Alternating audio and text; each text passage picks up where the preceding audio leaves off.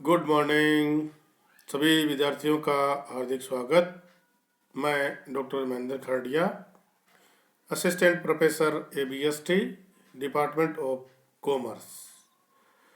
प्रिय विद्यार्थियों, आज का जो हमारा टॉपिक है उस टॉपिक का नाम है concept and measurement of profit of A company.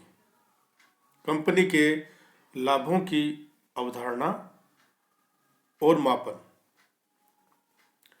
आज का जो टॉपिक है वो महत्वपूर्ण है क्योंकि आज हम बातचीत करेंगे कंपनी के लाभों की अवधारणा क्या है और उसका मेजरमेंट मापन किस प्रकार से किया जाता है। तो शुरू करते हैं। कंपनी के लाभों की अवधारणा एवं मापन। एकांकी व्यवसाय तथा साझेदारी की दशा में लाभ हानि खाता बनाने के लिए कोई वैधानिक प्रावधान नहीं है, परंतु कंपनी की दशा में लाभ हानि विवरण पत्र कंपनी अधिनियम 2013 में दिए गए प्रावधानों के अनुसार तैयार किए जाते हैं। इस अधिनियम की धारा 129 के अनुसार संचालन मंडल को कंपनी की प्रत्येक वार्षिक साधारण सभा में उस वित्तीय वर्ष की समाप्ति की तिथि को तैयार किए गए विवरण पत्र और उसके साथ नत्थे की जाने वाली अनुसूचियां प्रस्तुत करना होता है। कंपनी की जो प्रत्येक वार्षिक साधारण सभा है उसमें उस वित्तीय वर्ष की समाप्ति पर तैयार किए गए विवरण पत्र और उसके साथ जो शेड्यूल्स होते हैं उनको प्रस्तुत करना होता है। इस प्रकार कंपनी के लाभ से तात्पर्य आय का व्यय पर आधिक्य और हानि से तात्पर्य व्यय का आय पर आधिक्य। सिंपल परिभाषा की बात करें तो आय आपकी ज़्यादा है और खर्च आपका कम, और हानि से तात्पर्य खर्च आपका ज़्यादा है और आय आपकी कम। कंपनी अधिनियम 2013 की धारा 129 के अनुसार एक कंपनी का प्रत्येक लाभ हानि विवरण संबंधित वित्तीय वर्ष के लिए लाभ अथवा हानि का सही व उचित चित्रण प्रस्तुत करेगा तथा अनुसूची 3 के भाग 2 की व्यवस्थाओं का पूर्ण रूप से पालन करेगा। ये धारा बैंकिंग, बीमा व बिजली आपूर्ति कंपनियों पर लागू नहीं होगी क्योंकि उनके अलग अलग विवरण पत्र लाभ हानि विवरण का अलग अलग आकार दिया हुआ होता है। क्योंकि बैंकिंग है, बीमा है और बिजली आपूर्ति के जो लाभ हानि खाते तैयार करते हैं उनके फॉर्मेट कंपनियों के अन्य कंपनियों की तुलना में अलग होते हैं, तो इस पर धारा 129 के प्रावधान लागू नहीं होते हैं। अनुसूची के भाग 2 में व्यवस्था दी हुई है कि एक कंपनी द्वारा अपने लाभ हानि में अलग अलग शीर्षकों के अंतर्गत क्या क्या सूचनाएं प्रस्तुत की जाए। कंपनी के लाभ हानि के संबंध में कंपनी अधिनियम 2013 के जो उपरोक्त प्रावधान है के अतिरिक्त अन्य कोई प्रावधान नहीं है। जैसा कि धारा 129 में वर्णित किया गया है कि कंपनी के प्रत्येक लाभ हानि विवरण को संबंधित वर्ष के लिए कंपनी के लाभ अथवा हानि का सही उचित चित्र प्रस्तुत करना चाहिए। इसके संबंध में ये कहा जा सकता है कि कंपनी के लाभ हानि का निर्धारण भी उन्हीं मान्यताओं और अवधारणाओं के आधार पर किया जाता है जिस प्रकार एक अन्य व्यवसायिक संस्था के लाभों का निर्धारण किया जाता है। कंपनी के शुद्ध लाभ और आय की गणना। कंपनी अधिनियम 2013 की धारा 198 के अनुसार शुद्ध लाभ या नेट प्रॉफिट का जो गणना है वो इस प्रकार की जाती है। सबसे पहले धारा 198(2) के अनुरूप किसी सरकार अथवा सरकार द्वारा बनाई हुई अथवा अधिकृत की गई सत्ता यानी any government and any public authority constituted और अथोराइज्ड बाय एनी गवर्नमेंट से आर्थिक सहायता, जो सहायता प्राप्त होती है जिसको सब्सिडी बोलते हैं, जब तक केंद्र सरकार अन्यथा न कहे। धारा 198 के अंतर्गत जो लाभ की हम गणना करते हैं उसमें इसको ऐड करेंगे।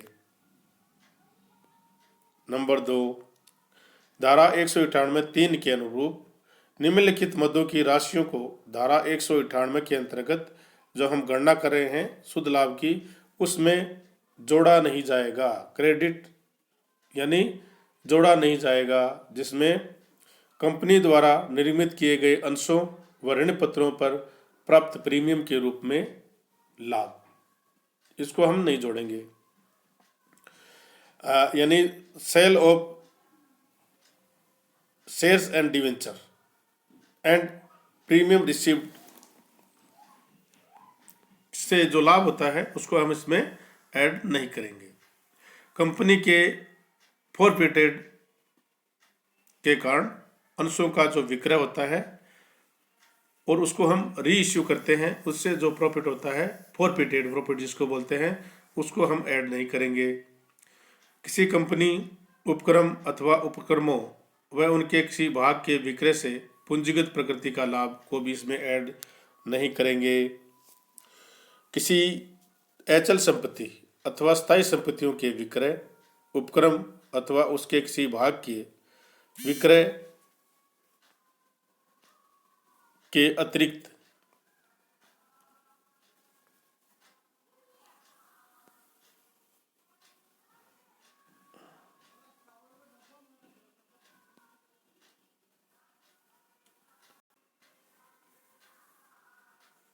के लाभ क्रय विक्रय का न हो। यानी कोई अचल संपत्ति यानी फिक्स एसेट्स के विक्रय, उपक्रम अथवा उसके किसी भाग के विक्रय के अतिरिक्त से लाभ, जब तक कि कंपनी का व्यवसाय ऐसी संपत्तियों के क्रय विक्रय करने का न हो।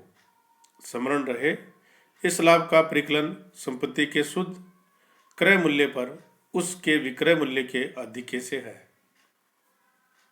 लाभ का जो कैलकुलेशन हम करेंगे वो क्या होगा कि संपत्ति के मूल्य का क्रय मूल्य और उस पर विक्रय मूल्य के अधिक से, यानी विक्रय मूल्य ज़्यादा होगा और क्रय मूल्य कम होगा तब हमें लाभ होगा। अर्थात कंपनी के जो रिटर्न डाउन वैल्यू है उस संपत्ति की मूल लागत तक का लाभ आयगत होगा, यानी रिटर्न डाउन वैल्यू तक उस संपत्ति की मूल लागत तक का, रिटर्न डाउन वैल्यू उस संपत्ति की मूल लागत तक का लाभ आयगत होगा। इसलिए इस बिंदु में ऐसे आयगत लाभ से तात्पर्य नहीं है।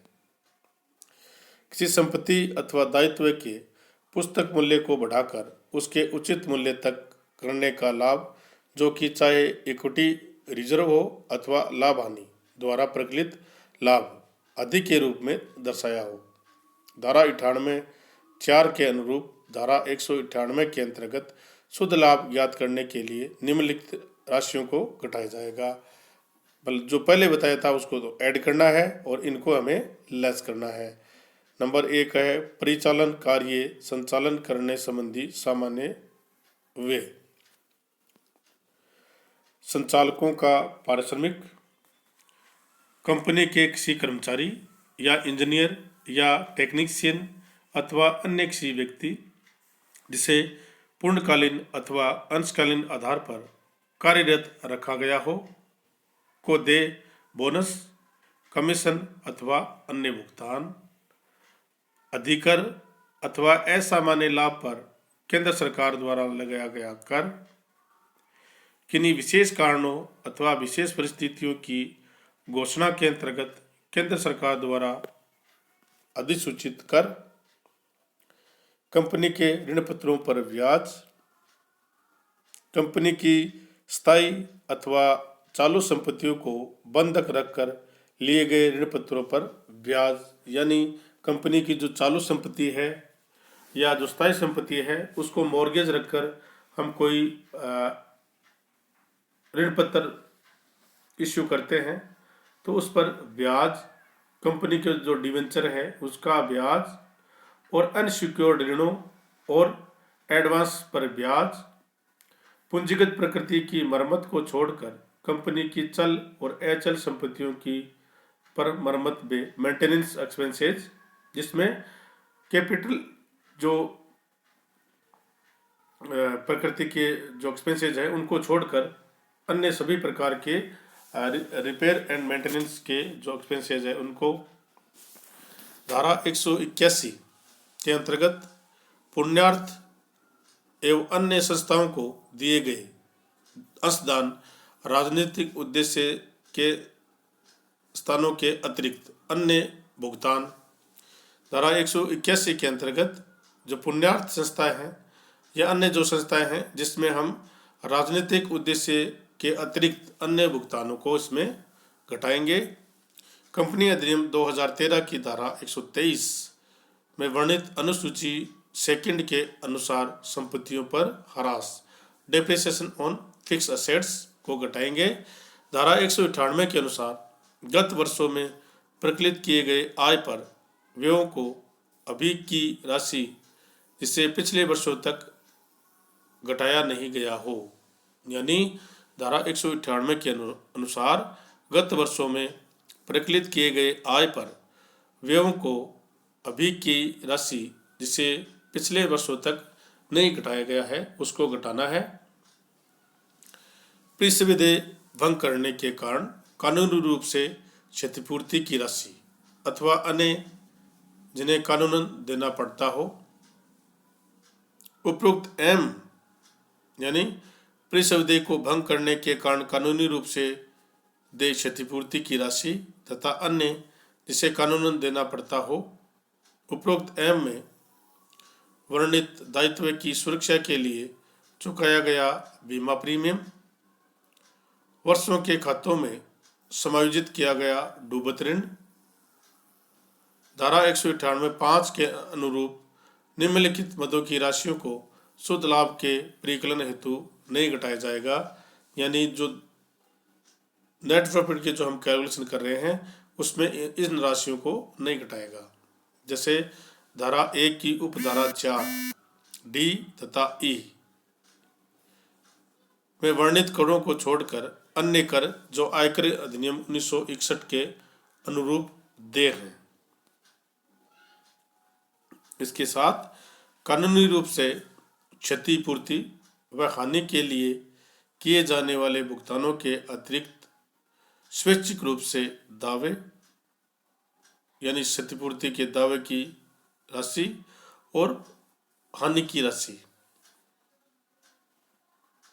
उपक्रम अथवा उपक्रमों के उनके किसी भाग की बिक्री से प्राप्त पूंजीगत प्रकृति की हानियां और कंपनी की किसी संपत्ति के पुस्तक मूल्य को घटाकर उसे उचित मूल्य पर लाने के कारण हानि की राशि को क्या करेंगे, नहीं घटाया जाएगा।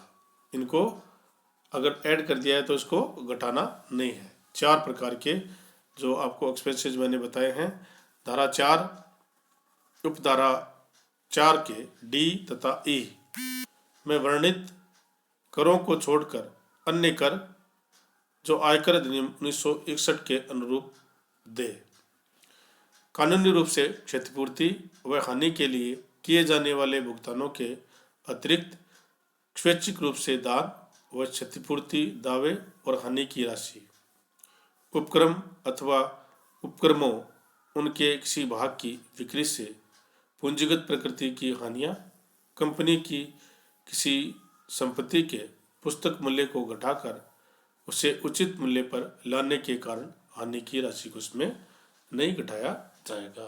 तो इस प्रकार से हम समायोजित करते हैं और नेट प्रॉफिट की गणना इसमें हम करते हैं।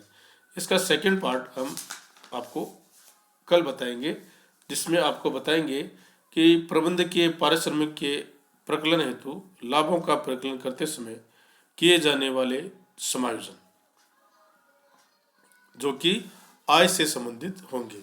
आप सभी विद्यार्थियों का बहुत बहुत धन्यवाद। Thank you very much.